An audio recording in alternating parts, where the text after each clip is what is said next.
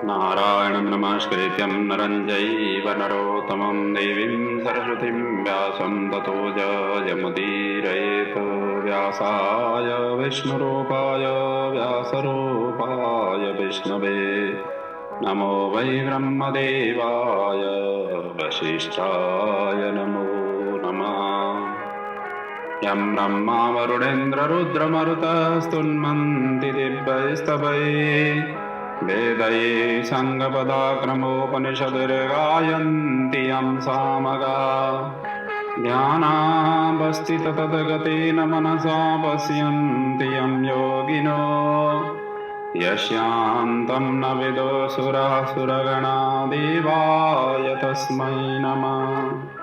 मूकं करोति वाचालं भङ्गं लङ्घयते गिरिं यत्कृपातमहं वन्दे परमानन्दमाधवम्। गुरुर्ब्रह्मा गुरुर्विष्णु गुरुर्देव महेश्वर गुरुर्साक्षात् परब्रह्म तस्मै श्रीगुरवे नमः। श्री शिव महापुराण को जय, राष्ट्रदेव भगवान पशुपतिनाथ को जय, नेपाल आमा को जय, व्यासी भगवान को जय, सद्गुरुदेव महाराज को जय। शिव महापुराण को अमर गाथा का अवगाहन करने क्रम में हमी शतरुद्रीय संहिता कथा प्रसंग में छौं।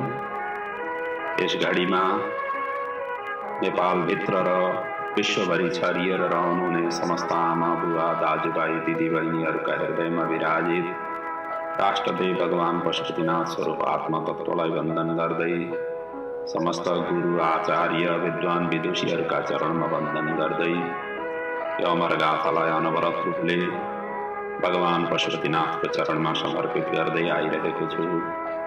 आज सम्ममा आइपुग्दा कयौं अध्यायहरूलाई पार गर्दै, कयौं दिनहरूलाई पार गर्दै अगाडि अनवरत रूपले निरन्तर साधनामा लागिरहेको छु। शतरुद्र संहिता भगवान शिवजीका 100वटा अवतारहरूको जो प्रमुख अवतार जिन्होंने जसले चाहिँ एकदम आफ्नो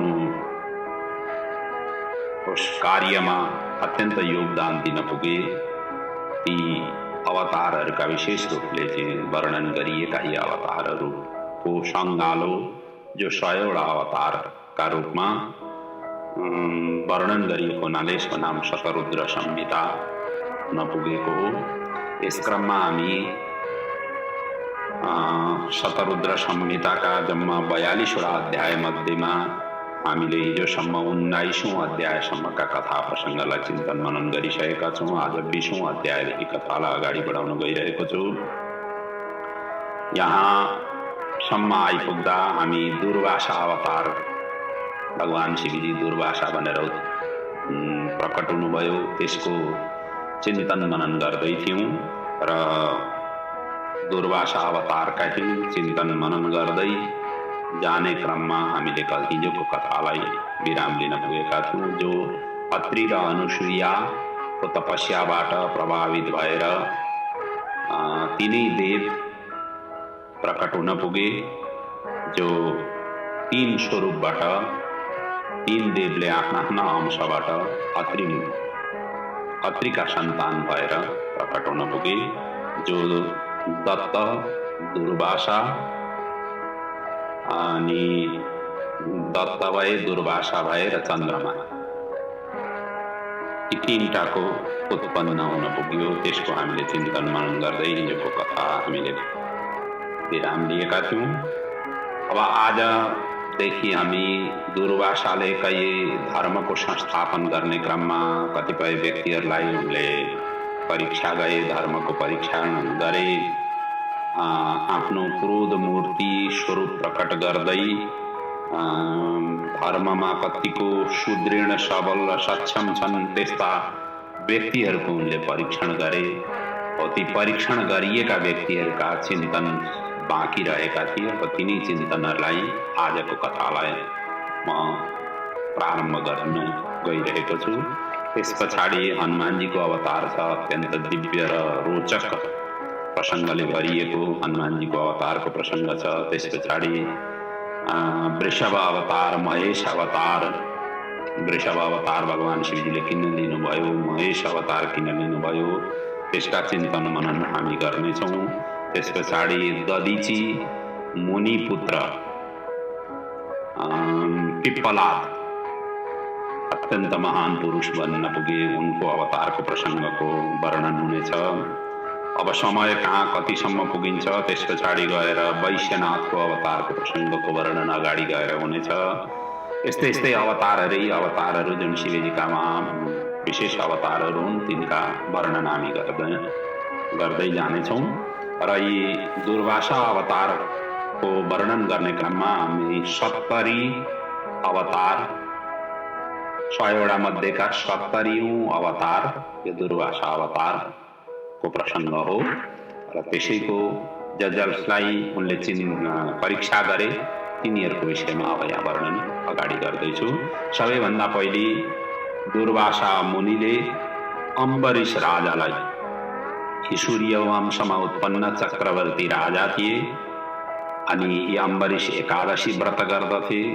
त्यसैको परीक्षा गर्नका लागि एकचोटि उनले दुर्वासाले परीक्षा गरेका थिए। त्यसको प्रसङ्गको वर्णन सबैभन्दा पहिले छ।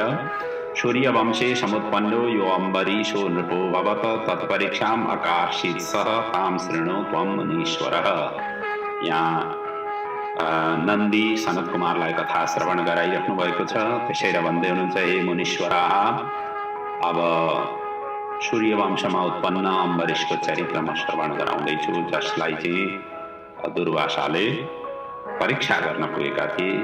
एकचोटि के हो भनेदेखि धर्म परीक्षाका लागि दुर्वासा यो व्रतको परायण, किनभने एकादशी व्रत गर्दथे, व्रतको परायण कालमा द्वादशीमा यिनी पुगे। पारायण त अर्को दिन हुन्छ, व्रत पहिलो दिन राखिन्छ, दोस्रो दिन पारायण हुन्छ। पारायण कालमा द्वादशीमा पुगे र राजालाई उनले भने कि राजाले पनि उनलाई भोजन गर्नका लागि निमन्त्रण दिए। राजासँग भेट हुने साथै अब द्वादशीमा आएका ब्राह्मण, अब ऋषि राजाको घरमा आएका भोजन गर्न नगराइकन कसरी पठाउने, भोजनका लागि उनलाई न्यौता दिए। दुर्वासालाई पनि निमन्त्रणलाई उनले स्वीकार गरे। स्वीकार गर्दै भने अब मैले चाहिँ सन्ध्यावन्दनहरू गरिसकेको छुइनँ, गएर स्नान आदि गरेर सन्ध्यावन्दन गरेर म फर्किन्छु, भोजन म स्वीकार गर्छु भनेर यसरी उनी चाहिँ गङ्गाजीको तटमा स्नान गर्नका लागि निस्किए। यता शिष्यहरू पनि साथमा थिए, तिनीहरू पनि उतै लागे। अब भयो के भनेदेखि उता स्नान गर्न त गए, स्नान आदि पनि सुसम्पन्न भयो, सन्ध्यावन्दन आदि पनि सबै सुसम्पन्न भयो। परन्तु यता के भयो भनेदेखि यता द्वादशी निस्किन लाग्दाखेरि पनि मुनि फर्किएनन्। द्वादशीमा गर्नुपर्ने पारायण अब द्वादशी तिथि निस्किन आँटो तर पनि मुनि फर्किएनन्। उनले जानी नि दुर्वासा मुनि फर्किएनन्। अब यता पुरोहितले के भने भनेदेखि राजालाई जल पिएर पारायण गर्नका लागि उनले सल्लाह दिए। जलमा त केही दोष हुँदैन, जल पिउनुहोस्, अहिले अनाज नलिनुहोस्, भोजन नगर्नुहोस्, तर अब पारायण पनि गर्नु पर्यो, तिथि त निस्किन दिनु भएन। द्वादशीमा गर्नुपर्ने पारायण त त्रयोदशीमा गर्ने कुरो आएन। अब राजा के भयो भनेदेखि अब मुनिलाई निमन्त्रणा दिए, मुनिलाई नखुवाइकन नगरिकन अब म कसरी ग्रहण गरौँ, उनी पनि अब किन कर्तव्य विमूढ हुन पुगे। अब यस्तो द्वन्द्वाभास, यस्तो सिर्जना, क्लाइमेक्स अवस्था सिर्जना भयो। अन्त्यमा पुरोहितको कुरोहरूलाई स्वीकार गर्दै राजाले चाहिँ जल पिएर पारायण गरे। पारायण विधि पूर्ण भयो। पूर्ण गरिसकेपछि उता मुनिको उनी परीक्षा गर्न थाले। अब आउँछन् र अनि भोजन गरौँला, साथ उनीहरूलाई भोजन गराएर गरौँला भनेर त्यो प्रतीक्षामा रहन थाले। अनि त्यसै बेला नि जब उनले जल पिइसकेको थिए त्यति बेलै नि दुर्वासा मुनि पनि शिष्य सहित उहाँ आइपुगे। अनि राजाको यो कुकृत्य देखेर उनलाई त अब त्रिकालदर्शी थिए, अब सबै थाहा पाइहाले, पानी पिएर बसेका छन् भनेर उनलाई थाहा भइहाल्यो। अनि क्रोधित हुँदै आँखा राता राता पारेर अब जलाउन पो लाग्यो। माम निमन्त्रः नृपा भोज्य जलम पीतम त्वयादमः दर्शयामि फलम तस्य दुष्ट दण्डधरो अहम। दुष्टलाई चाहिँ दण्डधर हुँ म, दण्ड दिने हुँ, जसले चाहिँ हे राजन तिमीले मलाई भोजनको लागि निमन्त्रण दिएर आफूले पहिले खाने, आफूले पहिले भोजन गर्ने, निमन्त्रित व्यक्तिहरूलाई भोजन नगराइकन आफूले पहिले भोजन गर्ने भनेर यसरी पो फटकार्न थाले। आँखा राता राता बनाएर त्यसैले नै दुर्वासा क्रोधका अवतार मानिन्छन्। राजा अम्बरीशले पनि विष्णुको शरण लिए। अब त्यति बेला जब उनले यस्तो गरिसकेपछि उनले शरण लिए। उनलाई भगवान विष्णु एकादशी व्रत पारायण गर्दथे, भगवान विष्णु सम्बन्धित नि एकादशी व्रत, र उनलाई नि ध्यान गरे। विष्णुले पनि भक्तको रक्षा गर्नका लागि शिवजीले दिएको सुदर्शन चक्रलाई अम्बरीशको रक्षा गर्नका लागि उनले नि पठाए। सुदर्शन चक्रको ज्वालाले दुर्वासा मुनिलाई अब जलाउन थाल्यो। त्यसै बेला आकाशवाणी भयो। सुदर्शन चक्र चाहिँ अब दुर्वासाको पछि लाग्यो। अब भगवान विष्णुको शरणापन्न भइसके सुदर्शन चक्र आयो, अब त्यसले जलाउन थाल्यो। अनि भयो के भनेदेखि दुर्वासायम शिवः साक्षात् यच्चक्र हरयर्पितम शान्तम कुरु प्रज्वलितम अद्य दुर्वाससे नृपये राजन। आकाशवाणी चाहिँ के भनेदेखि यो सुदर्शन चक्र शिवजीले विष्णुलाई दिएका थिए र दुर्वासा साक्षात् शिवजीका अवतार हुन्, त्यसैले यो चक्रलाई शान्त गर, अन्यथा त्रिलोकमा प्रलय हुनेछ भनेर आकाशवाणी भयो। आकाशवाणी सुनेर राजा डराए र मुनिलाई सादर स्तुति गरे र चक्रलाई पनि उनले शान्त गर्न अनुरोध गरे। अब यो कथा चाहिँ भागवतमा अलिकति लामो छ। भागवतमा चाहिँ अब उहाँ उनले पनि कृत्या निकाले, कृत्याले पछि लाग्यो, कृत्या जन पछि लाग्यो, कृत्याले एकदम खेद्दै लग्यो, पछाडि गएर भगवान विष्णुको शरणमा पुग्नु पर्यो। भगवान विष्णु शरणमा गइसकेपछि विष्णुले नि भनिदिए दुर्वासालाई, अहम भक्त अपराधीन हो, म चाहिँ भक्तकै पराधीन हो, भक्तकै शरणमा जाऊ, भक्तले जे गर्छन् त्यही नै हुनेछ भनेर यसरी दुर्वासालाई पुनः फर्काइदिए भगवान विष्णुले। अनि तिनी चाहिँ आएर फेरि अम्बरीशकै शरणापन्न भए र अम्बरीशले उनलाई दुवैतिर शान्त गरिदिएका थिए।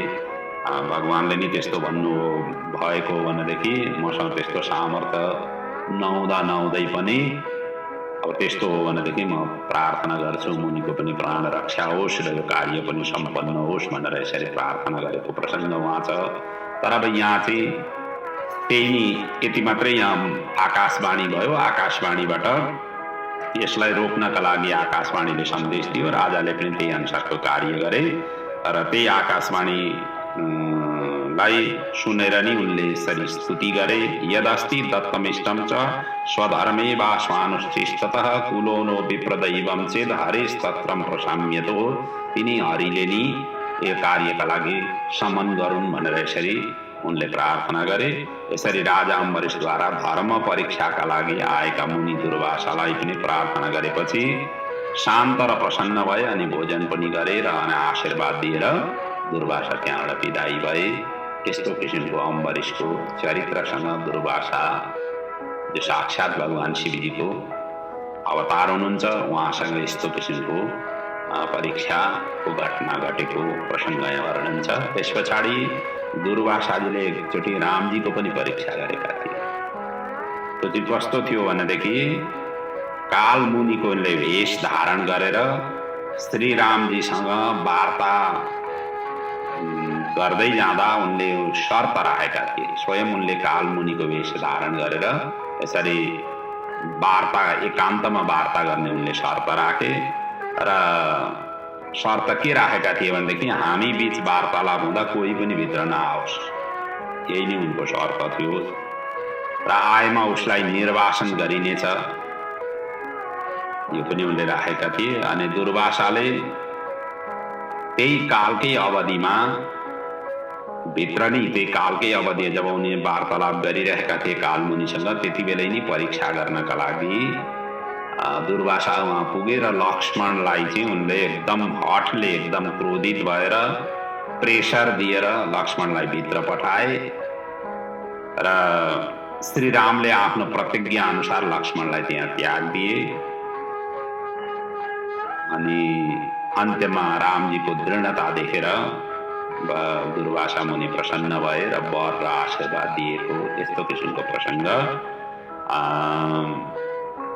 रामजीको जीवन चक्र मतलब रामजीको जीवन कालमा यसरी घटेको थियो।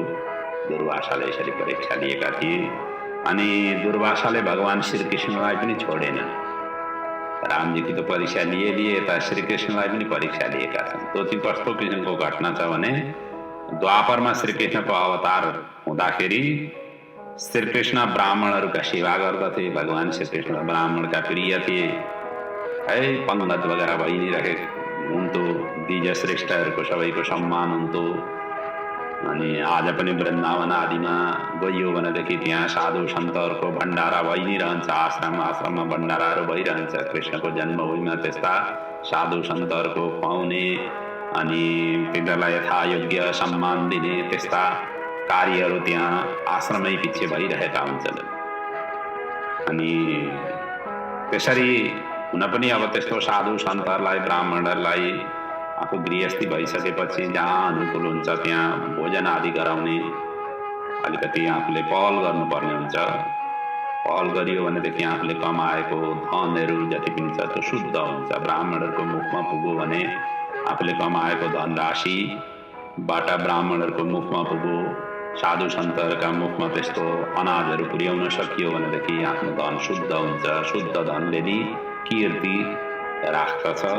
आउँदा पिँढीहरूलाई पनि त्यो शुद्ध धन चाहिँ आफ्ना वंशमा अभिवृद्धि हुँदै जान्छ। ब्राह्मण भनेका त भगवानको मुखबाट प्रकट भएका हुन्। ब्राह्मणलाई खुवाउनु, साधु सन्तलाई खुवाउनु भनेका त सिधै भगवानको मुखमा नि पुर्याउनु हो, मुखमा नि खुवाउनु हो। अग्नि र ब्राह्मण साधु सन्त सबै भगवानको मुखबाट प्रकट भएका हुन्। त्यसरी अग्निमा आहुति दिइन्छ। हवन सामग्री आहुति दिनुको अर्थ के हो भनेदेखि ती देवताहरूलाई आवाहन गरेर ती देवताहरूलाई खुवाएको, उनीहरूलाई हृष्टपुष्ट बनाएको मन्त्र उच्चारण गर्दै ब्राह्मणहरूले जुन आहुति दिन्छन् त्यसको अर्थ त त्यही त हो। र ती सन्तुष्ट भइसकेपछि ती देवताहरूको कृपा र आशीर्वाद प्राप्त हुन्छ। अनि भगवान यसरी सबै ब्राह्मणहरूको सेवा गर्दथे, भोजन आदि गराउँदथे, मान सम्मान गर्दथे। ब्राह्मण भक्तको प्रसिद्धि श्रीकृष्णको त्रिलोकमै व्याप्त भइसकेको थियो। अनि दुर्वासा त्यसै अवस्थामा परीक्षा गर्नका लागि पुगे। अनि रुक्मिणी सहित श्रीकृष्णलाई उनले रथमा जोते। दुईतिरका एकतिर रुक्मिणी अर्कातिर श्रीकृष्णलाई उनले जोतेर खुद रथमा बसे। रुक्मिणी सहितं कृष्णं मग्नं कृत्वा रथे स्वयं संयोज्य संस्थितो बाहं सुप्रसन्न उवाहतम्। ल मलाई चाहिँ रुक्मिणी र कृष्णले चाहिँ रथमा बसाएर उनीहरूले चाहिँ रथ जोतेर लिएर जानु र भोजन गराउनु त्यस्तो किसिमको उनले कठोर परीक्षा लिएका थिए। भगवान त सर्वत्र व्यापक है। भगवान त सबै जान्नुहुन्थ्यो, अन्तर्यामी हुनुहुन्थ्यो। त्यस पछाडि दुर्वासाले भने अनुसारले नि भगवान श्रीकृष्ण रुक्मिणी तयार भएर त्यसरी रथमा बसाएर लिएर गए। र यसरी गरिसकेपछि त्यो कार्य गरिसकेपछि भगवान श्रीकृष्णको यो दृढताबाट अत्यन्त प्रसन्न हुन पुगे। दुर्वासा मुनि रथबाट उत्रेर वज्रको समान सुडोल अङ्ग शरीर हुनका लागि आशीर्वाद दिए। त्यसैले भगवान श्रीकृष्णले कतिपय उनलाई संहार गर्नुभयो। संहार गर्ने क्रममा उहाँको शरीर त्यस्तो किसिमको सुडोल र एकदम पत्थरको समान, वज्रको समान त्यस्तो किसिमको शरीरको आशीर्वाद उहाँले प्रदान गर्नुभयो। यस्तो किसिमको वर्णन श्रीकृष्णको परीक्षाको, श्रीकृष्ण अवतारको प्रसङ्गमा दुर्वासाले गरेका थिए। त्यसै गरी दुर्वासाले द्रौपदीलाई पनि आशीर्वाद दिएका छन्। त्यो घटना चाहिँ कस्तो छ भनेदेखि एकचोटि दुर्वासा देव गङ्गामा स्नान गरिरहेका थिए, गङ्गाजीमा स्नान गरिरहेका थिए। जल प्रवाहको वेगमा जब डुबुल्की लगाइरहेका थिए, लगाउँदाखेरि अब मुनिहरूको त के हुन्छ र अब सानो यसो साधु साईको भेषमा हुन्छन्। अब कपडाहरू पनि त्यस्तो मजबुत हुँदैनन्। अब त्यति बेलाका जमानामा त्यस्ता किसिमका कपडाहरू आज पनि लगाउँदैन। लगाउन त अब त्यस्ता सिलाएका कपडाहरू प्राय साधु सन्तहरू लगाउँदैनन्। अनि उनीहरूका साधु साई टाइपले हिँडिरहेका हुन्छन्। अनि त्यस्तै कपडामा नुहाइरहेका थिए। नुहाउँदै के हो भनेदेखि जलको प्रवाहले चाहिँ उनको शरीरको जति पनि कपडाहरू थियो त्यो सबै बगाएर लिएर गयो। बगाएर लिए गइसकेपछि त दुर्वासा मुनि त सहसा नि निर्वस्त्र हुन पुगे जलभित्रै। अब के गर्ने, अब त बगाएको त बगाएर लिएर गइहाल्यो कपडा। अनि अत्यन्त लज्जित भए। अनि यस्तो अवस्थामा उता अलि माथि चाहिँ द्रौपदी आदि सखीहरूका सहितमा उहाँ स्नान गरिरहेकी थिइन्। अनि यस्तो देखेर तुरुन्त आफ्नो साडीको आँचल उनले च्यातिन्। द्रौपदीले स्वाट्ट च्यातिन्। त्यस्तो किसिमको स्थिति देखिसकेपछि अनि नदीको माथि उनले माथि नुहाउँदै थिइन् द्रौपदी, उनले बगाइदिने। त्यो बगाउँदै गरेको जुन साडीको आँचल च्यातिएको जुन कपडा छ त्यो दुर्वासा मुनि सम्म आयो र त्यही वस्त्रले आफ्नो गुप्ताङ्ग आदिलाई मुनिले ढाकेर बाहिर निस्किए। नुहाइसकेर बाहिर निस्किए र दुर्वासाले यही कार्यप्रति एकदम उदार भावना राखेर द्रौपदीलाई पछाडि उनले आशीर्वाद दिए। कृतज्ञ भए, आशीर्वाद दिए। आशीर्वाद दिँदाखेरि तिम्रो वस्त्र जहाँ जरुरत हुन्छ त्यहाँ एकदम वृद्धि हुन पुगोस्। जसरी आज म निर्वस्त्र हुँदाखेरि तिम्रो यो साडीको आँचलले मेरो त्यस गुप्ताङ्गलाई मैले ढाक्न सफल भएँ, त्यस्तै किसिमको तिमी यदि त्यस्तो किसिमको परिस्थितिमा हुँदाखेरि तिम्रो वस्त्रको वृद्धि भइ नै रहोस् भन्ने त्यस्तो किसिमको आशीर्वाद दिए। र यो वरदान चाहिँ पाण्डवहरूको सभामा जहाँ युद्ध क्रीडा भइरहेको थियो, जति बेला चिरहरण भइरहेको थियो, त्यति बेला द्रौपदीको चिरहरण हुँदाखेरि दुर्वासाको आशीर्वादले ती वस्त्र साडी जति पनि खिच्दै गयो दुशासनले, साडीको अभिवृद्धि हुँदै गयो, त्यो वहाँ आएर पूर्ण भयो। त्यसैको यहाँ वर्णन यसरी गरिएका छन्। द्रौपदै च वरम प्रादात तद अञ्चल विवर्धनम पाण्डवान् सुखिनः चक्रे द्रौपदी तद तत् वरात पुनः।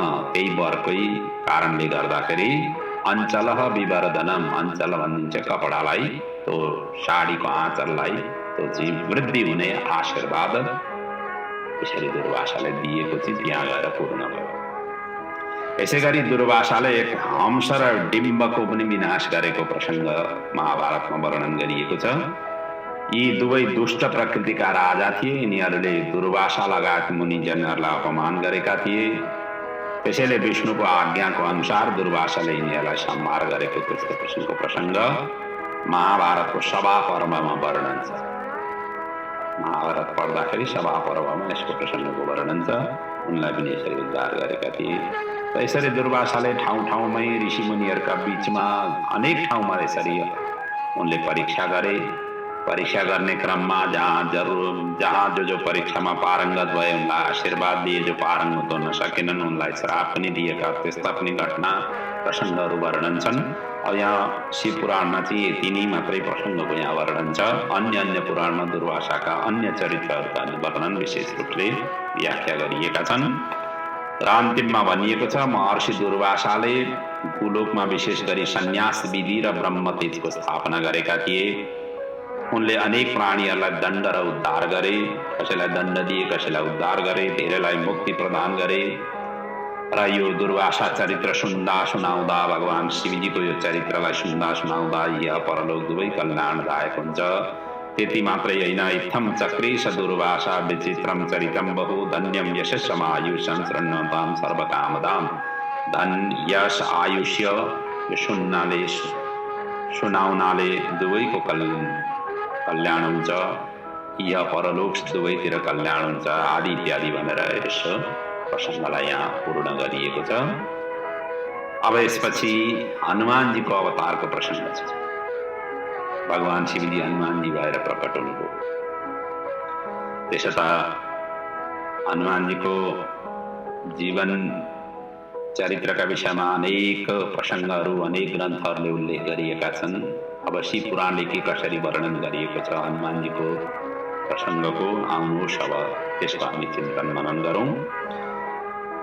यहाँ नन्दीश्वर सनत कुमारजीलाई कथा वर्णन गरिराख्नु भएको छ।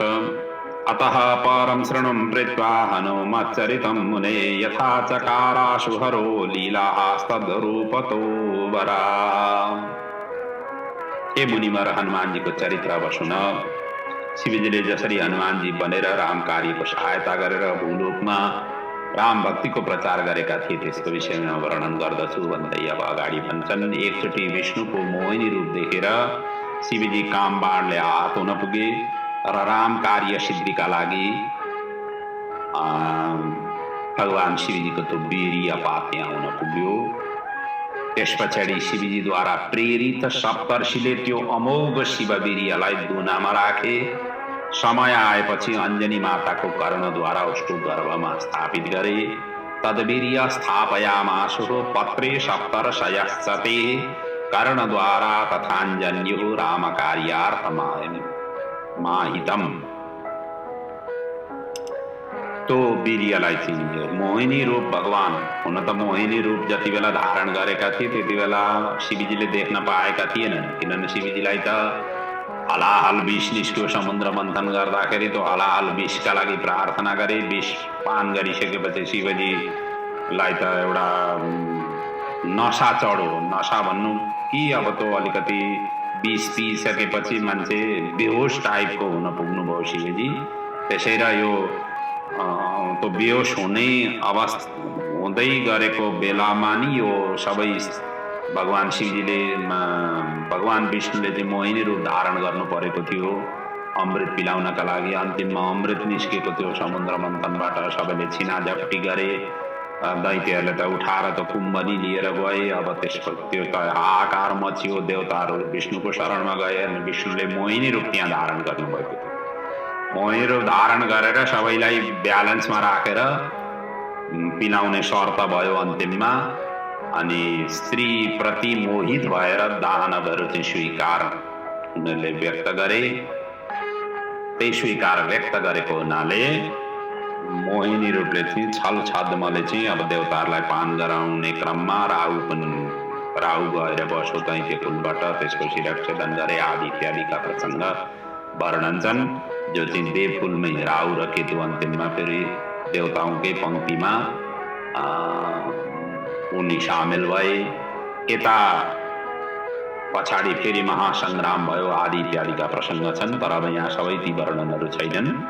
वर्णन यति नै छ कि पछाडि अनि भगवान शिवजीलाई थाहा भयो कि भगवान विष्णुले त मोहिनी रूप धारण गरेर पिलाएका थिए भनिसकेपछि त अनि शिवजी फेरि जो समान त्यो नशाबाट जब उत्रिसकेपछि यो कुरो थाहा पाए र शिवजी त्यो मोहिनी रूप हेर्नका लागि विष्णुसँग प्रार्थना गरे। प्रार्थना गर्दाखेरि अनि फेरि भगवान विष्णुले त्यो माया रचेर मोहिनी रूप देखाउनु भएको थियो। त्यति बेलाको चाहिँ प्रसङ्गमा चाहिँ वीर्य बताउनुको आफ्नो वीर्य स्खलित हुन पुगेको थियो र त्यति बेलाको चाहिँ त्यो स्वरूपलाई चाहिँ शिवजीकै प्रेरणाले सप्तर्षिहरूले चाहिँ त्यसलाई दुनामा राखेर अञ्जनीको कर्णमा उनले प्रविष्ट गराएका थिए। अब यता अञ्जनी माता पनि तपस्यारत थिइन्। उनी पनि पुत्र प्राप्तिका लागि तपस्यारत थिइन्। अनि शिव सदृश पुत्रका लागि उनले तपस्या गरिरहेकी थिइन्। त्यसैले अञ्जनी माताको कर्णको द्वारा त्यो वीर्यलाई आधान गर्न पुगेका त्यस्तो किसिमको वर्णन अन्य पुराणमा छ। अनि त्यति मात्रै होइन, यो अञ्जनीको सम्बन्धमा के पनि भनिएको छ भनेदेखि शिव पुराणमा यिनलाई गौतमी पुत्र भनिएको छ, गौतमकी पुत्री भनेर भनिएको छ। तर ब्रह्माण्ड पुराण अनुसार हेर्ने हो भनेदेखि कुञ्जर नामको बानर पुत्री र केसरी नामको बानरको पत्नी त्यसरी उहाँ वर्णन गरिएको छ। अब अलग अलग पुराणले कालखण्डका हिसाबले अलग अलग प्रसङ्गहरू यसरी वर्णन आउँछन्। धेरै देवी देवताहरूका त्यस्ता छ्यासमिसे प्रसङ्गहरू धेरैतिर आउँछन्। यो पढ्दै जाँदाखेरि कताका कुरा कता त्यस्तो किसिमको वर्णन आउँछ। अब महाभारतकी द्रौपदी र भागवतकी द्रौपदीको कथा प्रसङ्ग नै अलग छ। उहाँ अलग्गै ढङ्गले वर्णन गरिएको छ, यता भागवतमा अलग्गै ढङ्ग हुन तिनै हुन्। अब त्यो चाहिँ कल्पभेदको आधारमा 28वटा व्यासको जुन वर्णन छ त्यो कल्पभेदले अलग अलग कल्पमा अलग अलग ढङ्गले जीवन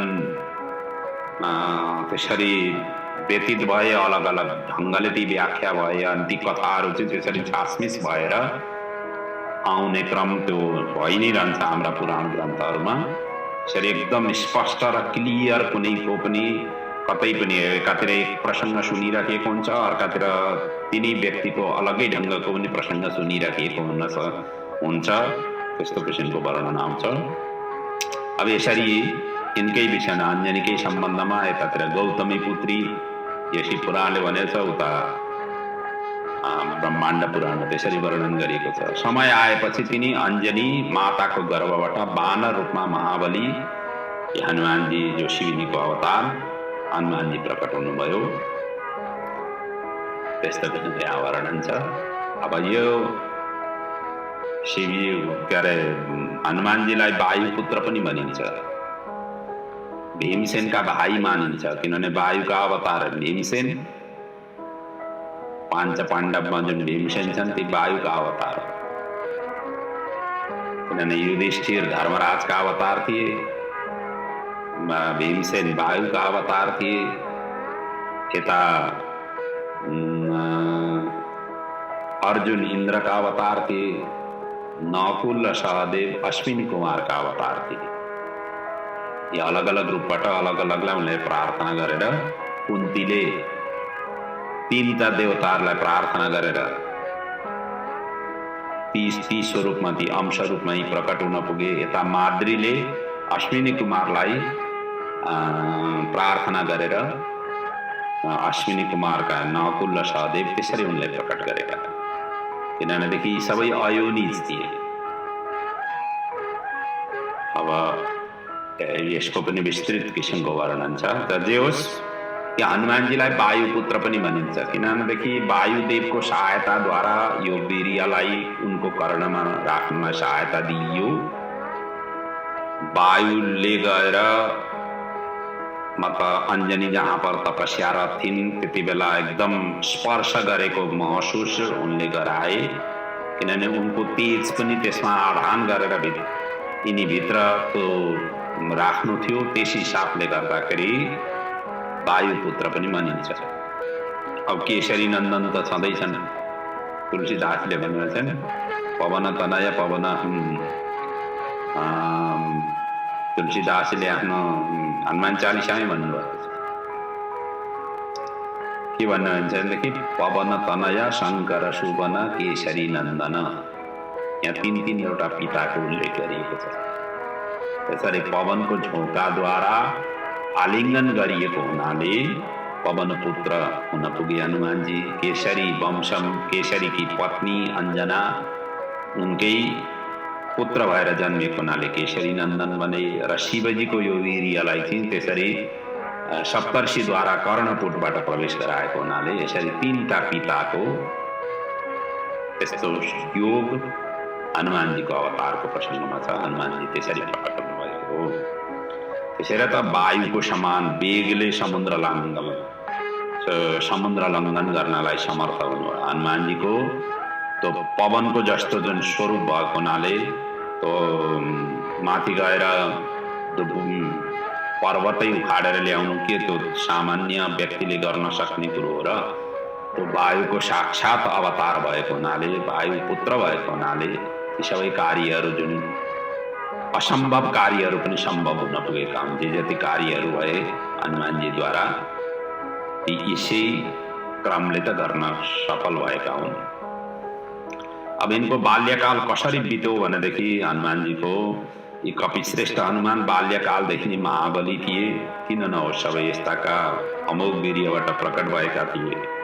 एक दिन प्रातःकाल सानो फल सम्झेर उदाउँदै गरेको सूर्यबिम्बलाई निलेका थिए। अनि त्यस पछाडि सूर्यबिम्बलाई निल्न साथ सबै सम्पूर्ण संसारै अन्धकारमय बनो। अनि पछि देवताहरूले प्रार्थना गरेपछि उनले छोडिदिएका थिए। रविबिम्बम बबु बवक्षासो ज्ञात्वा लघु फलाक प्रगेहम्। देव प्रार्थनाया तम सोह त्यजत ज्ञात्वा महाबलम। आमासँग मलाई भोक लाग्यो भनेर उनले प्रार्थना गरे। आमाले भनिन् एकछिन पर्ख। त्यति बेलैमा बिहानै उठेर यसो अगाडि हेर्छन् त सूर्य नारायण बाहिर उदित भइरहेका। ल खाने फल त वहाँ पो देखियो भनेर भनिसकेपछि अनि उडेर गएर त्यसरी यो चाहिँ फल खाने फल हो, पाकेको यस्तो रातो खालको फल। प्राय जसो जति नै फलहरू पाक्छन् रातै खालको या पहेँलो खालको हुन्छ। अनि पहेँलो र रातोकै सम्मिश्रण हुन्छ उदित सूर्य नारायणलाई खाने फल त यही हो। आमासँग किन भोक लाग्यो भनेर याचना गर्नु भनेर त्यसरी हनुमानजी गएका। पछाडि देवताहरूले प्रार्थना गरेर उनले उवेलिदिएका थिए, छोडिदिएका थिए।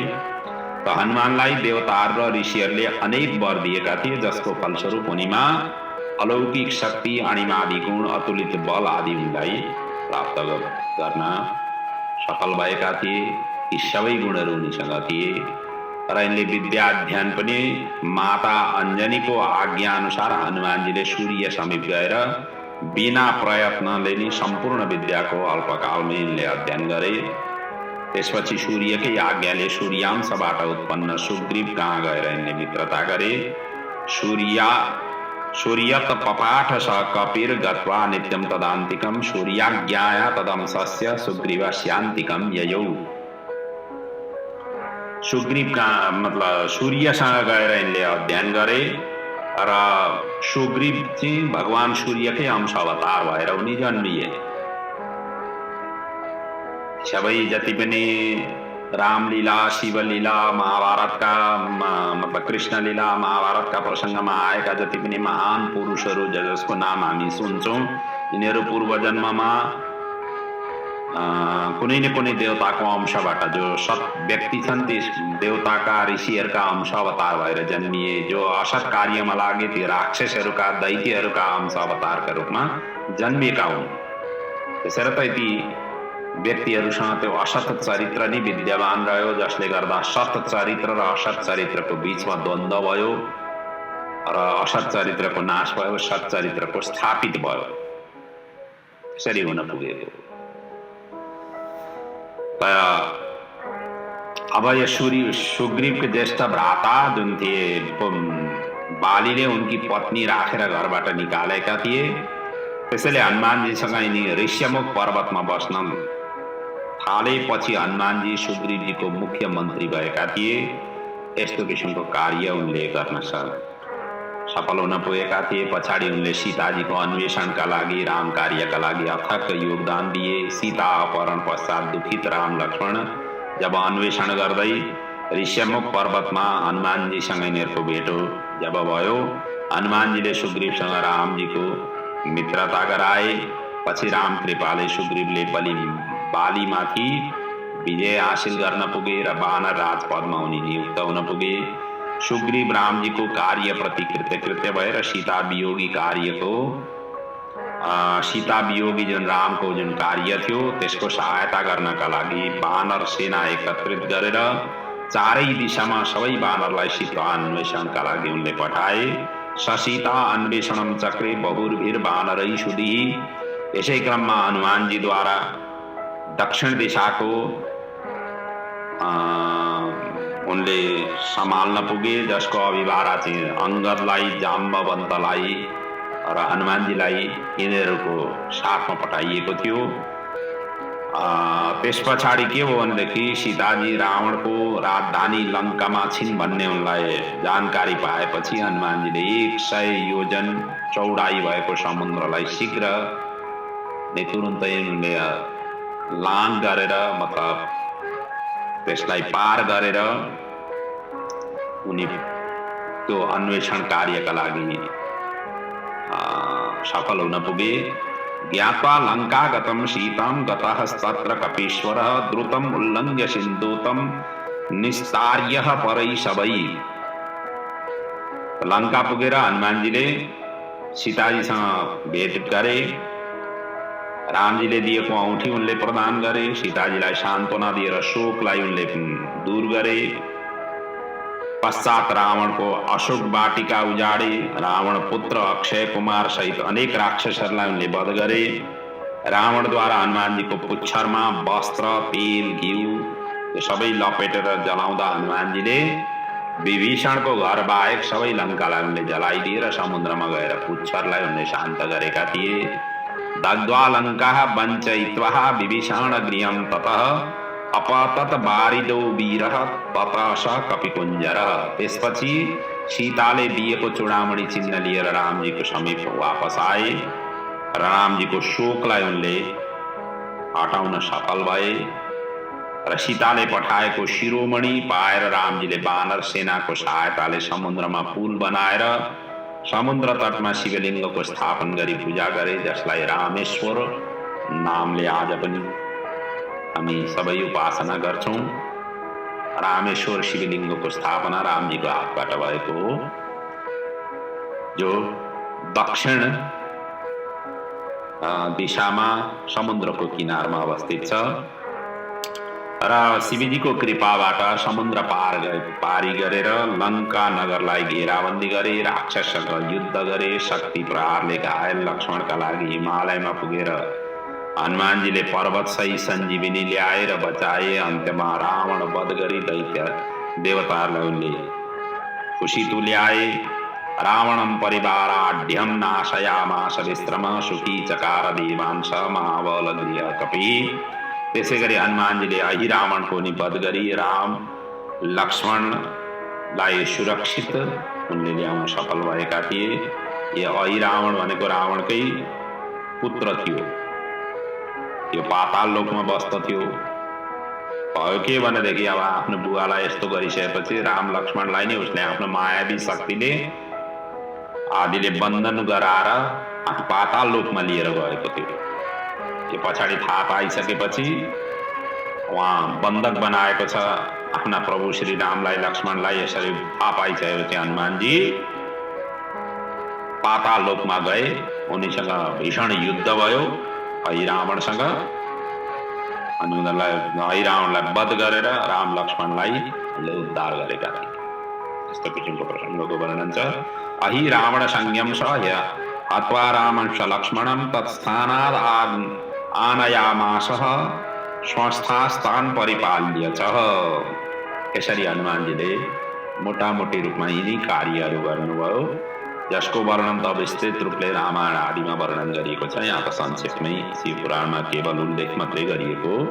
यसरी कपिश्रेष्ठ हनुमानजीले राम कार्यलाई शीघ्र सम्पादन गर्दै असुर मान मर्दन भूलोकमा राम भक्तिको स्थापना, स्वयं उत्तम भक्त भएर सीतारामलाई सुख र खुशी तुल्याएका थिए।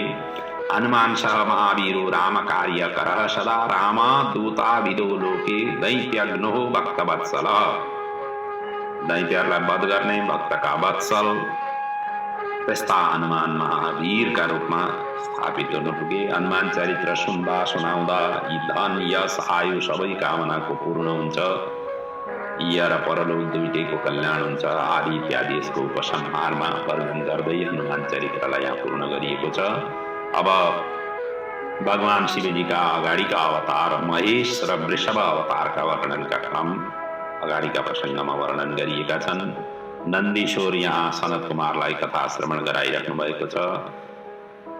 हे सनत कुमार, अब शिवजीका महेश अवतारको विषयमा वर्णन गर्दछु, त्यो सुन। कसरी शिवजी महेश बनेर आउनुभयो, के कार्य गर्नुभयो, त्यसै गरी वृषभ बनेर कसरी आउनुभयो, किन आउनुभयो, के कार्य गर्नुभयो आदिका चरित्रका म श्रवण गराउँछु भन्दै एकदा मुनिशार्दूलः गिरिजा शङ्कराबुवो भैरवं द्वारपालं च कृत्वाभ्यान्तरमागतौ। एकचोटि अब यो महेश अवतारको प्रसङ्गको वर्णन हुँदैछ। एकचोटि शिव पार्वतीले भैरवलाई ढोकामा चौकीदार नियुक्त गरेर बिहार गर्न थाले। लामो समयसम्म बिहार चलियो, दुवै प्रसन्न भए। त्यसपछि शिवजीले पार्वतीलाई ढोकामा जान इशारा गरे। माता पार्वतीले त्यसै गरिन्। भैरवले माता पार्वतीलाई स्त्री दृष्टि अर्थात् काम भावले उनले हेरे र गिरिजा त्यति बेलै कुपित हुन पुगिन् र भैरवलाई मनुष्य होनीको तत्कालै श्राप दिइन्। नारी दृष्ट पश्यसि त्वं यतो मां पुरुषादम अतो भवधरायां हि मानुषस्त्वं च भैरवः। हे भैरव, मनुष्य योनिमा जाऊ भनेर यसरी श्राप दिइन्। पार्वतीले श्राप दिएपछि हाहाकार त्यहाँ भयो। भैरव दुखी हुन पुगे। शिवजी आएर उनलाई सम्झाए, आश्वासन दिए र शिव इच्छाले उनी पृथ्वीमा बेताल नामले उत्पन्न हुन पुगे। अब श्राप दिइसकेपछि त पूर्ण गर्नै पर्यो। तिनी भैरव नि बेताल नामले धराधाममा प्रसिद्ध भए। भूत प्रेत बेताल पिशाच आदि नाम जुन सुनिन्छन् त्यसमध्येका जुन बेताल जुन स्वरूप छ त्यो चाहिँ भैरवी भगवान शिव और पार्वती दुईटैका अंगरक्षक हुन्। यी द्वारपालमा रहन्छ। चाहे काल भैरव होस्, चाहे बटुक भैरव होस्, चाहे भैरवका 64वटा स्वरूप मानिएका छन्। अलग अलग भैरव अलग अलग कार्यहरू गर्दै जाँदा उनीहरू अलग अलग स्वरूपमा परिणत भएर त्यसरी सेवा गर्दै आए। 64 योगिनी, 64 भैरव आदि इत्यादिका वर्णन शास्त्रहरूमा गरिएका छन्। तर हुन चाहिँ अब सबैको कार्य नि एउटै हो। शिवको अंगरक्षक हुने यिनीहरू चाहिँ बढी गाढका रूपमा हमेशा हमेशा रहने भैरव हुन्। त्यसैले भैरवको प्रार्थना पूजन गरेर मात्रै शिवजीको पूजा गर्नु, माता रानीको पूजा गर्नु त्यसरी वर्णन गरिएको छ। भैरव प्रसन्न भएनन् भनेदेखि शिवको पूजाको फल हामीलाई प्राप्त हुँदैन। त्यसैले भैरवलाई मनाएर मात्रै, भैरवको दर्शन गरेर मात्रै, भैरवलाई प्रार्थना गरेर मात्रै शिवको दर्शन गर्नु, पूजा गर्नु, अर्चन गर्नु, त्यसो गर्दाखेरि पूर्ण रूपले फल प्राप्ति हुन्छ। त्यस्तो किसिमको वर्णन गरिएको छ। र मनुष्य योन्य बेताल संज्ञका शङ्करे क्षया, शङ्करकै इच्छाले गर्दाखेरि ती भैरव बेताल भएर संसारमा रहे। त्यसपछि लीला विशारद शिवजी र पार्वती भैरवको स्नेहले महेश र शारदा नामले पृथ्वीमा अवतरित भएर उनले लीला गरे। महेशाद्वः शिवः साक्षी, शारदा गिरिजा मुने, सुशीलां चक्रतो कृत्या नाना लीला विशारदौ। यसरी उनीहरू चाहिँ भैरव त्यसरी आइसकेपछि उनीहरूले चाहिँ महेश र शारदाको रूपमा उनीहरूले पनि लीला विस्तार गरे। मतलब भगवान शिवजीले पनि त्यो अवतार धारण गरेर विस्तार गर्नुभयो। यसको वर्णन यहाँ अब के गर्नुभयो महेशको अवतारमा यो वर्णन गरिएको छैन। केवल उहाँले यो अवतार धारण गर्नुभयो भन्ने मात्रै यहाँ वर्णन गरिएको छ। र अन्तिममा भनिएको छ यो चरित्र धन धान्य सुयश आयु वृद्धि र कामना पूर्ण गर्नेवाला यस्तो किसिमको व्रत हो भनेर यसरी वर्णन गरिएको छ।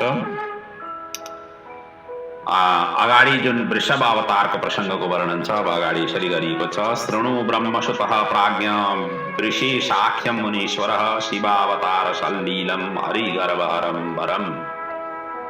अब यहाँ नन्दी भन्दै हुनुहुन्छ यो वृषभ अवतार चाहिँ शिवजीको विष्णुको घमण्डलाई नाश गर्न लिएको अवतार हो। विष्णुको घमण्डलाई शिवजीले नाश गर्नका लागि अवतार धारण गर्नुभएको थियो। अब यो कसरी घटित घटना घटो अब त्यसको वर्णन यहाँ अगाडि गरिन्छ। एकचोटि देव र दैत्यले मृत्युको भय र बुढापा दुवैलाई जित्नका लागि अमृत प्राप्त गर्ने इच्छाले क्षीर सागरलाई उनले मन्थन गरे। मन्थन गर्ने उनले सन्धि गरे। सन्धिको सहमति अनुसार समुद्र मन्थन भयो। जहाँ मन्दराचल पर्वतलाई मदानी र वासुकी नागको नीति बनाइयो। यो सल्लाह आकाशवाणीले दिएको थियो। मन्दरम चैव मन्थानम रज्जुः पुरत वासुकीम मिथः सर्वे मिलित्वातो मन्थनम कुरुतादरात। यसरी मन्थन गर्ने भनेर यसरी आकाशवाणी भएको थियो। मन्दराचललाई समुद्रसम्म पुर्याउन सुर असुर असमर्थ भए। त्यसपछि शिवजीलाई उनीहरूले प्रार्थना गरे। भगवान शिवजीको शक्ति प्राप्त भइसकेपछि समुद्रमा ल्याउन उनीहरू सफल भए। त्यस पछाडि समुद्र मन्थन प्रारम्भ भयो। समुद्रबाट सबैभन्दा पहिले कालकुट विष निस्क्यो जसको वर्णन हामीले अगाडि पनि गरिसकेका छौँ। त्यस पछाडि त्यति मात्रै होइन, अरू के निस्किए 14वटा रत्नहरू निस्किएका छन् समुद्रबाट। पहिले त कालकुट विष निस्क्यो। त्यस पछाडि धन्वन्तरी, चन्द्रमा, लक्ष्मी, कल्पवृक्ष, उच्चैश्रवा घोडा, ऐरावत हात्ती, मदिरा, सार्ग, धनु, शङ्ख, कामधेनु, कौस्तुभमणि र अमृत आदिहरू प्राप्त भए समुद्रबाट। अमृत निस्किँदा केही अमृतका बूँद जुन छिटा थिए ती बाहिर झरे, जसबाट अनेक अलौकिक सुन्दरी पैदा भए। शिव पुराणले यसरी वर्णन गरिएको छ। त्यसैबाट खानीहरू पनि निस्किए भनिया पनि छ। पीयूषम जन्मकाले तु बिन्दवो ये बहिर्गतः तेभ्यः कान्ता समुद्भूता बहवो अद्भुत दर्शना। ती अत्यन्त सुन्दरी ती अमृतका बूँदहरूको छिटा झर्ने साथै असंख्य सुन्दरी कन्याहरू त्यसबाट उत्पन्न भए। अब यी सुन्दरी करोडौंको संख्यामा थिए। झट्ट हेर्दा शरद ऋतुको पूर्ण चन्द्र झैं सर्व रत्न आभूषणले भूषित थिए। यी कन्याहरू साक्षात देवताहरूका धर्मपत्नी जस्ता दिव्याङ्गनाहरू थिए, जसलाई देखेर कोही पनि मोहित हुन्थे। कुनै पनि पुरुष यस्ता स्त्रीहरूलाई देखिसकेपछि एकदम आकर्षित भइ नि हाल्दथे। समुद्रबाट निस्केका वस्तुहरूको बटवारा भयो, जसमा लक्ष्मी, शङ्ख, कौस्तुभमणि र खड्ग के भगवान विष्णुलाई प्राप्त भयो। शिवजीले त केवल कालकुट विष्णु पान गरे अनि चन्द्रमालाई राखे शिरमा। त्यस पछाडि शिवजीले त चन्द्रमा जुन प्रकट भएका थिए, शिवजीले समुद्र मन्थनबाट फेरि प्रकट हुन पुगेका थिए पहिले राखिएको जुन चन्द्रमा। अनि विष पान गरे शिवजीले। त्यस पछाडि उच्चै श्रवा घोडा सूर्यले लिए, पारिजात वृक्ष र ऐरावत हात्ती इन्द्रले लिए, चन्द्रमा शिवजीले लिए, मदिरा दैत्यहरूले लिए, कामधेनुको मुनिहरूले लिए। अब सुन्दरी स्त्रीहरू मोहिनी रूप धारण गरी ती स्थिर रहे। अब कसैले उनीहरूलाई अब बटवारा भएन। अनि भयो के भनेदेखि विष्णुको मोहिनी रूपले मोहित भएर दैत्यहरूले हरण गरेको अमृत कुम्भ मोहिनीलाई नि सुम्पिए र उनकै हातबाट उनले अमृत पान गर्ने वचनबद्ध भए। गत्वा निकटमेतस्य उचिरे दैत्यपुङ्गवा पायस्व सुतमेतां मा भूत भेदोत्रः पङ्क्तिषु मा भेदोत्रः पङ्क्तिषु। ल तपाईले चाहिँ अब हामीलाई विभेद नराखिकन अमृतको पान गराउनु भनेर मोहिनी रूप स्त्रीको अगाडि गएर सबै दैत्यहरूले त्यसरी सहमति गरे। र यता छली मोहिनी विष्णुले देवताहरूलाई त अमृत पान गराए, तर दैत्यलाई त उनले पिलाएनन्, ठगे उनले। त्यति बेला नै दैत्यले अमृत बिन्दुबाट प्रकट भएका सुन्दरी स्त्रीहरूलाई अब हामीले त अमृत पान गर्यौं, अब यिनी स्त्रीहरूसँगै भोग गर्छौं भनेर जुन स्त्रीहरू प्रकट भएका थिए तिनीहरूलाई उनीहरूले उठाएर आफ्नो स्थान जुन पाताल थियो त्यो पातालमा लिएर गए। र साथमा उनीहरूले यो पनि प्रतिज्ञा गरे कि जबसम्म हामी देवताहरूलाई पराजित गर्दैनौँ तबसम्म स्त्रीहरूलाई हामी स्पर्श पनि गर्ने छैनौँ भन्ने त्यो पनि शर्त राखे। त्यसो भन्दै स्त्रीहरूलाई सुरक्षित स्थानमा राखेर फेरि युद्धका लागि ती दैत्यहरू समरभूमिमा त्यो देवासुर जहाँ अमृत मन्थन भइरहेको त्यहीँ फर्केर आए। अनि उनीहरूले वचन चाहिँ के राखेका थिए भनेदेखि ती स्त्रीहरूलाई न स्पृशाम स्त्रियश्चेमां यदि देवैर्विनिर्जिता सुरक्षितानि सर्वाणि कृत्वा युद्धाय निर्ययु। जबसम्म हामी देवताहरूलाई वध गर्दैनौँ त्यति बेला तिमीहरूलाई स्पर्श गर्नेछौँ न, तिमीहरूको भोग गर्नेछौँ न। हामी चाहिँ विजयी भएपछि मात्रै तिमीहरूलाई स्पर्श गर्नेछौँ आदि उनीहरूले भनेर ती सान्त्वना दिएर स्त्रीहरूलाई चाहिँ त्यसरी पातालमा सुरक्षित ठाउँमा राखेर यतातिर यिनीहरू चाहिँ आए युद्ध गर्नका लागि। अब युद्ध यहाँ घनघोर भयो, महासङ्ग्राम भयो। देवासुर सङ्ग्राम जो त्रिलोकमै प्रसिद्ध छ, अनेक पुराणहरूले यसलाई वर्णन गरेकै छन्। अमृत पिएका र विष्णुद्वारा सुरक्षित भएकाले अन्त्यमा देवताहरू विजयी हुन पुगे। दैत्यहरूको संहार भयो। कयौं त त्यति बेलै शहादत प्राप्त गरे, कयौंले घायल हुन पुगे, कयौं भागेर पाताल पुगे। अब त्यस पछाडि युद्ध भूमिबाट जुन भागेर दैत्यहरू भागेका थिए तिनीहरूलाई पनि सिद्ध्याउनका लागि विष्णु चाहिँ अब उनका पिछा गरे, अर्थात् उनीहरूको पिछा गर्दै गए। दैत्यहरू भयभीत भएर पातालमा गएर लुके अनि विष्णु पनि उही पुगे। तर उहाँ पुग्ने साथै के देखे भनेदेखि जहाँ यी कन्याहरूलाई राखिएको थियो, यी सुन्दरीहरूलाई राखिएको थियो, सुन्दरीहरूलाई देख्ने साथै अब उनले दैत्यको त वध गर्न आएको त उनले भुले। अब स्त्रीहरूसँगै उनी आकर्षित हुन पुगे, मोहित हुन पुगे। त्यस पछाडि त तिनीहरूकै साथमा अब भगवान विष्णुले समय व्यतीत गर्न थाले तिनै स्त्रीहरूकै साथमा। सम्मोहितः कामबाणेर लेभे तत्रैव निर्वृतम् ताभिश्च वरनारीभिः क्रीडमानो बभूवः। अब उनीहरूसँगै आफ्नो उनीहरूसँगै उनले चाहिँ अब समय व्यतीत गर्न थाले। विष्णुले ती स्त्रीहरूसँग रमण मतलब उठबस गर्न थालिसकेपछि उनको अमोघ वीर्यबाट असंख्य विष्णु पुत्रहरू उत्पन्न भए, जसले स्वर्ग पृथ्वी पाताल तीनै लोकमा उत्पात मचाउन थाले।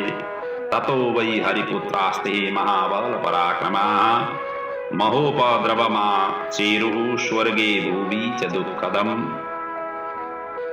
अनि विष्णु पुत्रहरूको उपद्रवले देवता भयभीत भएर ब्रह्माजीको शरणमा गए। ब्रह्माजीले उनीहरूलाई लिएर शिवजीको शरणमा पुर्याए र सम्पूर्ण वृत्तान्त निवेदन गरे। अनि अन्त्यमा भने पातालमा स्थित विकारयुक्त विष्णुका यी पुत्रहरूदेखि समस्त लोकलाई रक्षा गर्नुहोस् भनेर उनले प्रार्थना गरे। त्यस पछाडि शिवजीले देवताहरूको प्रार्थनालाई स्वीकार गर्दै लोक रक्षाका लागि वृषभ रूप धारण गर्न त्यति बेला पुगे। यसरी वृषभ भगवानको प्राकट्य हुन पुगेको। ततः स भगवान शम्भु कृपा सिन्धुर्महेश्वरः तद्रूपः द्रवमाज्ञायः वृषरूपो बभूवः। वृषरूप यसरी हुन पुगेको। अब यस पछाडि भयो के भनेदेखि त्यस पछाडि वृषभ रूप धारण गरिसकेपछि शिवजी पातालमा जानुभयो, जहाँ विष्णु र उनका अनेक पुत्रहरू थिए। वृषभले पहिले पुत्रहरूका साथ संग्राम गरे। आफ्नो सिङ खुर्नी शस्त्र उनका थिए, सबैलाई चिर्दै मार्न थाले, वध गर्न थाले। पछि विष्णुसँग पनि यसै गरी युद्ध भयो। वृषभको आघातले विष्णु मूर्छित भए। केही बेर पछि विष्णुलाई होश आयो। फेरि सामान्य साक्षात शिवजी नै वृषभ रूपमा देखेपछि प्रार्थना गरे। आफूले गरेका अपराधको उनले क्षमा याचना गरे। भगवान विष्णुले त्यतिबेला प्रार्थना गर्दै भने, कृतं युद्धं त्वयेन सेनः स्वानाथेन मया प्रभुः कृपां कृत्वा मयि स्वामिन् सोऽपराधो हि सह्यताम्। मेरो अपराधलाई क्षमा गरिदिनुहोस् भन्दै भगवान विष्णुले प्रार्थना गरे। वृषभ रूप भगवानले भने, हे विष्णु, तिमी कामोन्मत्त भएर स्त्रीहरूसँग रमण गरेकोले तिम्रो बुद्धि भ्रष्ट भएको, त्यसैले तुरुन्त नै स्त्रीहरूबाट टाढा हो र आफ्नो लोक रक्षार्थका लागि पालनाको कार्य गर्न थाल। त्यस पछाडि विष्णुले आफ्नो चक्रलाई त्यही रक्षा गर्न आज्ञा दिए। यता शिवजीले अर्को त्यो चक्रभन्दा पनि उत्कृष्ट प्रलय काल अग्निकै समान दिव्य चक्र उनले प्रदान गरे। त्यसपछि विष्णुले देवताहरूलाई भने, यी स्त्रीहरूसँग जो उपभोग गर्न चाहन्छ तिमीहरूले उपभोग गर्न सक्छौ भनेर त्यसरी भने। विष्णुले यस्तो वचन बोल्ने साथै शिवजीले उनी सबैलाई रोक्दै भने, मेरो अंशबाट उत्पन्न मुनि या दैत्यको सिवाय अरू कसैले पनि यहाँ प्रवेश गरे भने त्यति बेला नै म भस्म हुनेछन् भन्ने यसरी उनले त्यहाँ शिवजीले त्यस्तो किसिमको व्यवस्थाको स्थापना गरे। वर्जयित्वा मुनि शान्तं दानवान्मा मदं सजम् इदं यः प्रविशे स्थानं तस्य स्यात् निधनं क्षणात्। कोही आएर त्यसरी यहाँ प्रवेश गरे भनेदेखि तिनीहरू सबै भस्मसात हुनेछन्। वृषभको वचन सुनेर देवता विष्णुले वृषभेश्वरलाई प्रणाम गरेर आफ्नो स्थान फर्किए। वृषभेश्वर पनि आफ्नो स्थानमा त्यस पछाडि फर्किए। अन्तिममा भनिएको छ, स्त्री लम्पट विष्णुलाई दण्ड दिएको शिवजीको वृषभ अवतारको आख्यान सुन्दा सुनाउँदा या परत्र कल्याण हुने नै छ।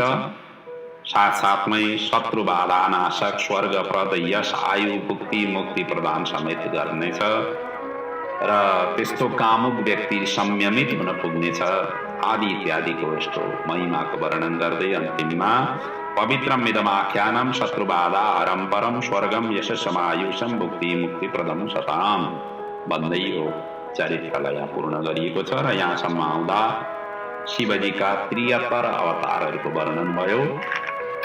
अब भोलिको प्रसङ्गमा हामी पिप्पलाद अवतार, जो भगवान शिवजीको पिप्पलाद अवतारको प्रसङ्गको वर्णन गर्नेछौँ। र आजको प्रसङ्ग समय पनि पूर्ण भएको छ र आजको प्रसङ्गलाई यही विराम दिँदैछु। भगवान शिवजीले हामी सबैको कल्याण गरून्, राष्ट्रदेव पशुपतिनाथको कल्याण हामी सबैमा रहोस्। हाम्रा पूर्वज, हाम्रा आउने सन्ततिहरू, हाम्रा जीवनका हरेक मोडहरूमा भगवान शिवजीहरूको अनन्त आशीर्वाद रहोस्, राष्ट्रदेव पशुपतिनाथको आशीर्वाद रहोस्। यिनै ध्येय र गेय राष्ट्रदेव पशुपतिनाथकै चरणमा समर्पित। उहाँ नै यो शिवपुराणको यजमान पनि हुनुहुन्छ, सबै रक्षा पनि उहाँले नै गरिराख्नु भएको छ र अनवरत रूपले साधना गरिरहेको छु र यहाँहरूको जीवन सुखद रहोस्। यिनै भावनाका साथ आजको प्रसङ्गलाई यहाँ पूर्ण गर्छु। ओम पूर्णमदः पूर्णमिदं पूर्णात् पूर्णमुदच्यते पूर्णस्य पूर्णमादाय पूर्णमेवावशिष्यते। ओम शान्तिः शान्तिः शान्तिः। ओम।